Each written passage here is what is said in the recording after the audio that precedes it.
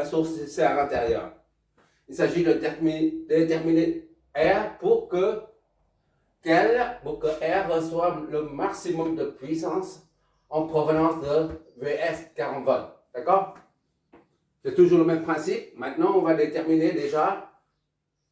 Ah, c'est 1 et 2. 2. Déjà, on doit déterminer le circuit équivalent de Thevenin. D'accord? Et après, on va raccorder la charge au circuit équivalent de Thevenin. On y va. Calcul de RTH. On va faire un schéma pour le calcul de la résistance de équivalent de Thevenin. De RTH. D'accord? On va faire le schéma. Le schéma, c'est-à-dire, il suffit de court-circuiter ça. Pour calculer le schéma, pour évaluer la RTH, consiste à redessiner ça et puis court-circuiter ça. Court-circuiter la source de tension, c'est-à-dire ce point-là sont reliés ensemble. D'accord?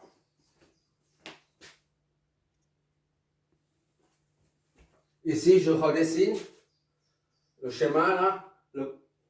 On enlève la charge R aux bornes 1. Ici, c'est 1 aussi là. 2 et 2 aussi, c'est le même point. C'est le même point. Bon. On enlève la charge sur 13 celui-là. On descend et R2, R4. D'accord? Ici, on va par là, R1 et R3. Maintenant, là, il faut court-circuiter. Puisqu'il s'agit d'une source de tension indépendante. Parce que quand il s'agit des sources dépendantes, on ne peut pas les neutraliser. Là, on peut neutraliser ça. Ça devient court-circuité, un simple fil conducteur. Disons, ça c'est 3. 3 ici, 3 là, et 3 là. D'accord? Court-circuit. Je mets ça pour... Ça, on peut l'enlever. Hein. Je mets ça pour avoir une combinaison des deux parallèles. On voit 1 et 3. Voilà. Bon, maintenant, il faut calculer la résistance équivalente de Thevenin, RTH. On y va. RTH, on commence par R1, 3. R1, 3. D'accord? R1, 3 est égal à les deux là, parallèles. R1, produit sur somme. Produit sur somme. D'accord? R1, c'est 80 fois R2, c'est 20. Divisé par 80 plus 20.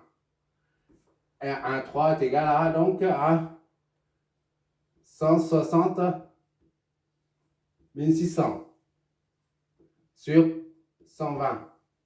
100 sur 100 sur 100. Donc, R1, 3 est égal à 16 ohms. Voilà notre première partie là. Deuxième, c'est R3, 2. R3, 2 est égal à cette combinaison parallèle, en parallèle, d'accord? C'est le produit sur somme.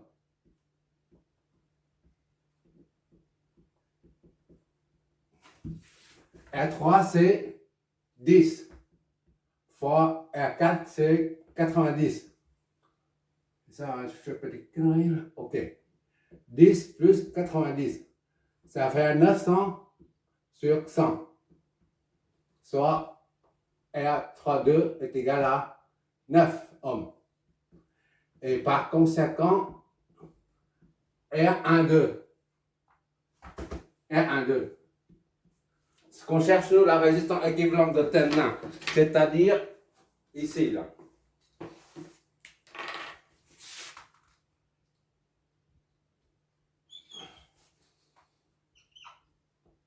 RTH.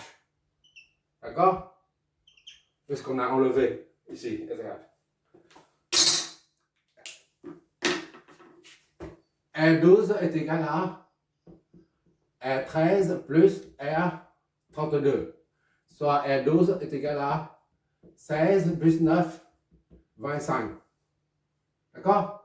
R12 est égal à 25 ohms. C'est ça, hein? 25 ohms. OK.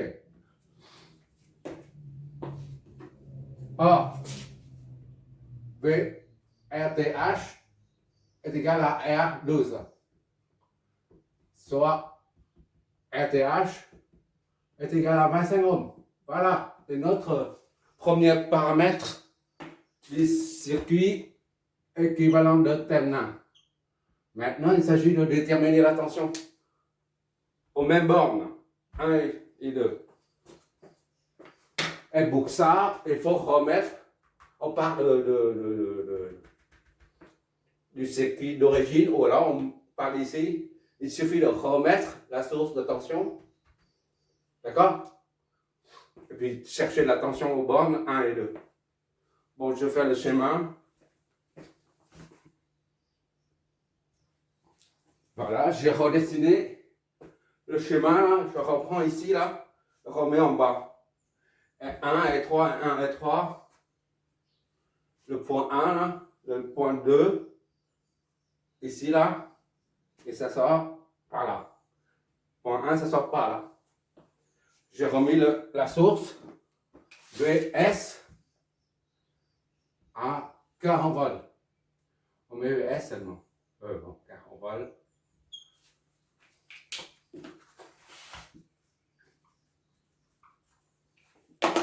VS est égal à 40 volts. D'accord? Bon. Maintenant, tout à l'heure, on a déterminé la résistance RTH aux bornes 1, 2. Maintenant, il s'agit de déterminer la tension équivalente VTH aux bornes toujours 1, 2. C'est-à-dire la tension qui se trouve à ce niveau-là. VTH est égal à V 1, 2. 2, d'accord? 1, 2, voilà. C'est ce qu'on cherche, nous. Le premier paramètre du circuit équivalent de Thevenin est trouvé. C'est RTH. Maintenant, le deuxième paramètre du circuit de Thevenin. Bon, pour ça, on va flécher le courant. On dit ici, c'est V IA. IA qui sort de la source. Ce n'est qu'une supposition, d'accord? I1 qui sort, qui vient ici, là, I1. Donc, obligatoirement, il va jusque là. Comme il ne peut pas passer par là puisque le circuit est ouvert, donc il traverse. I1 descend ici. D'accord? Ça va être partagé en deux, c'est I2. On va mettre I2. D'accord? I2 descend ici. I2 vient ici. Il ne peut pas passer par là puisque le circuit est ouvert. Donc, ça passe par là. I2. Et ça remonte. I2. Voilà. L'ensemble I1 et I2 reconstitue IA. D'accord? Bon, maintenant, il ne reste que les flèches de tension à positionner. Les tensions, les différences de potentiel à flécher. V30, ici, on va mettre V30. Ici, 3. 1, 2. On met 3 ici. Et là, c'est 0. On prend ça comme référence de 0 volt. D'accord? Référence de 0 volt. 0 volt. V0 est égal à 0 volt. Voilà, comme d'habitude. Maintenant, les tensions, les flèches de tension. C'est une source de tension, donc la flèche de tension et la flèche de courant dans le même sens. Les deux flèches s'orientent dans le même sens. V de la flèche jusqu'au pied. 3, 0, ça fait 30, V30. Et là, c'est V1, 3. Le V3, 1. V3, 1. De la flèche jusqu'au pied. Là, le 3, 2. V3, 2. Ici, V1, 0. V10. Les deux flèches s'opposent, d'accord? Pour un récepteur, les deux flèches s'opposent. Ici, idem. V2, 0. Voilà, c'est terminé.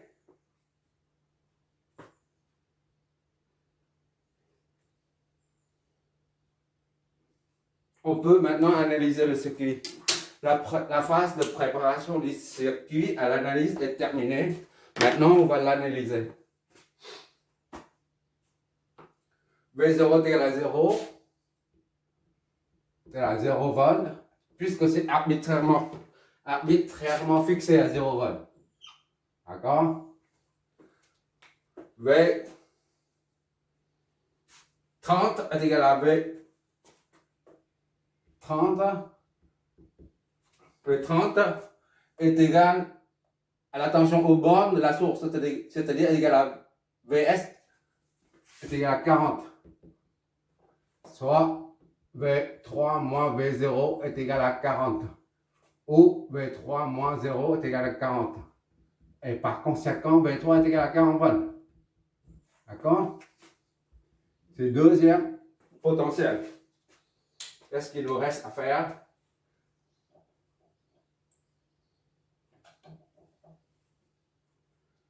V10. V10 est égal à V1 moins V0 est égal à R2 I1. R2 fois I1.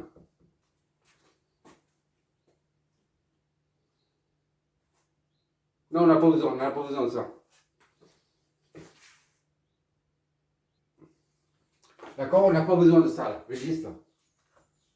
On n'a pas besoin de la méthode nodale. C'est juste pour trouver V0 et V3. Maintenant, on remarque ici que là, c'est la même chose que V10 là. V30. R, comme ça on voit mieux. Voilà. R1, R3. D'accord? C'est comme si on a ça. R1 et R3. Et R3. D'accord? Le plus va vers R1. Le moins va vers R2. R2, d'accord? R2. D'accord? Ici, c'est V. R2, c'est V10. D'accord? Et R1, c'est V31. V31. D'accord? Donc, pour calculer V10, il suffit de prendre le pont diviseur de tension. V10.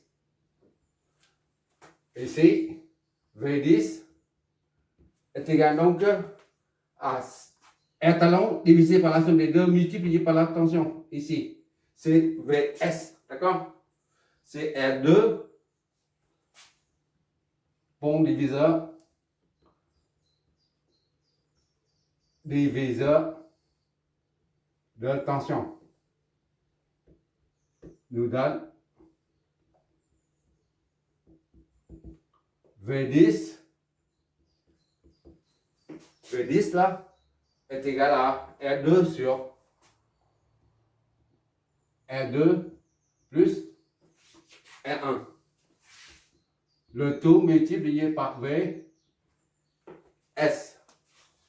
Soit R2 c'est 20. D'accord? Divisé par 20 plus R1. 80. Multiplié par VS, c'est 40, je crois. 40, ok. Ça nous donne 850 sur 100. V10 est égal à 8 volts. D'accord?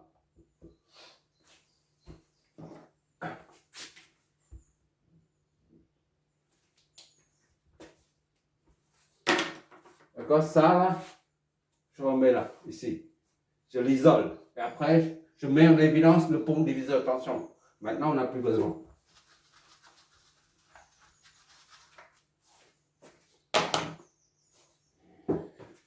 V10, on va en déduire V1. V10 est égal à V1 moins V0 est égal à 8 volts. D'accord?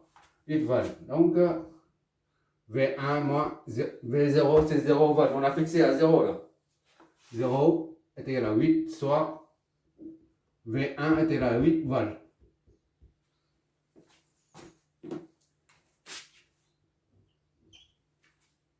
Maintenant, on applique le même principe pour celui-là. Le pont diviseur. V20 est égal à R talon, là c'est R4, divisé par la somme des deux. D'accord? Fois la source, comme tout à l'heure. Ici c'est V10, maintenant c'est pont diviseur encore. Diviseur de tension. V20 est égal à R4, c'est ça, hein? R4 divisé par les deux, la somme des deux. R4 plus R3 fois la tension de source, Vs. Soit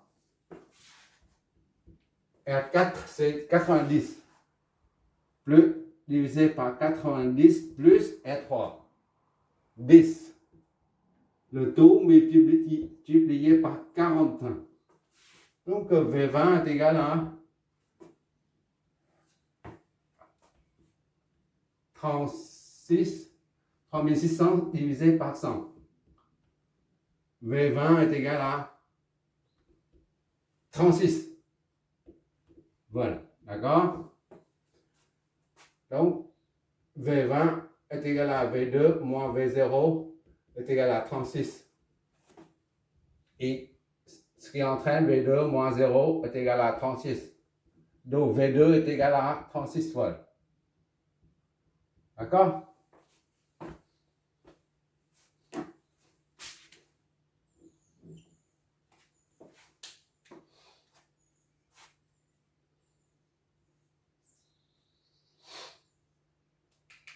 VTH est égal à V12. Par conséquent, V12 est égal à V1 moins V2. D'accord?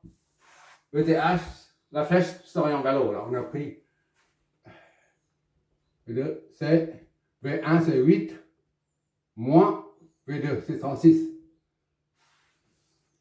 C'est à moins 28 volts. D'accord? Moins 28 volts. Donc V12 est égal à moins 28 volts. J'ai bien dit moins négatif. Hein. D'habitude, on verra bien. Or, VTH est égal à V12. VTH est égal à V12. Soit VTH est égal à moins 28 volts. D'accord? Moins. Alors, maintenant, avec les vidéos concernant une dizaine d'exos relatifs au circuit équivalent de Thevenin, on a trouvé tout le temps VTH positif. Mais rien nous empêche de trouver une tension équivalente de Thevenin négatif. D'accord? Rien ne nous empêche de trouver du négatif. Et comment on va représenter ça?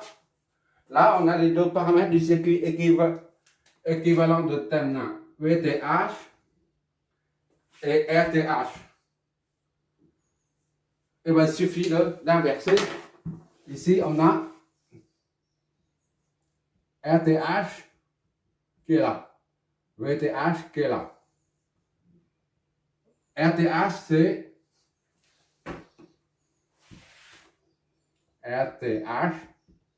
c'est 25 ohms. Et VTH, il suffit d'inverser négatif. Plus et moins. Voilà. Le courant part comme ça. I. D'accord? Ça, c'est inversé, ça fait moins. D'accord? Et ici, c'est 28 volts. D'accord? C'est pas trop tendu le truc. Ici, c'est 28. Mais plus 28. Quand c'est orienté vers le haut. D'accord? Maintenant, c'est moins 28. Il faut inverser la flèche. C'est tout en fait. Voilà, maintenant on a trouvé le circuit équivalent de terminal avec ces paramètres, ces deux paramètres. VTH est égal à 28. On met 28, mais pas moins 28 puisqu'on a inversé la flèche. Il faut raccorder la charge dessus. R, charge qui est là. Elle est variable R. D'accord? Il faut trouver la puissance maximale. Or, la puissance maximale transmise à la charge est définie, a été trouvée là. PR maxi est égal à V source au carré divisé par 4 fois la résistance R où R est égal à R ligne, c'est-à-dire RTH ici. D'accord? Je le vois toujours. Ok. Voilà, je tire les rideaux comme ça. Il n'y a pas de problème de lumière. OR est égal à R ligne, est égal à RTH, est égal à V source. Ici, ça correspond à VTH là. VTH, d'accord? Donc, pour trouver la puissance, la valeur de la résistance R, pour qu'elle reçoive une puissance maximale qui est là, il faut utiliser cette formule. D'accord? La puissance est maxi si la résistance de charge est égale à la résistance de ligne, c'est-à-dire P maxi si, seulement si R est égal à RTH est égal à 25 ohms, d'accord? Eh ben, il suffit de remplacer R par RTH, d'accord? PR maxi, quand R est égal à RTH, TH est égal à 25, ça à 25, ok, est égal à V source, c'est VTH. VTH, c'est 28 au carré divisé par 4 fois ça. 4 fois 25. Qu'est-ce que ça nous donne?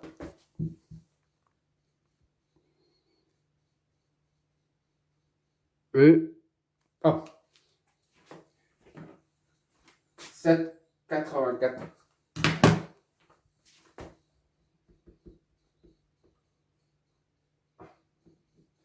PR maxi est égal à 7,84 watts.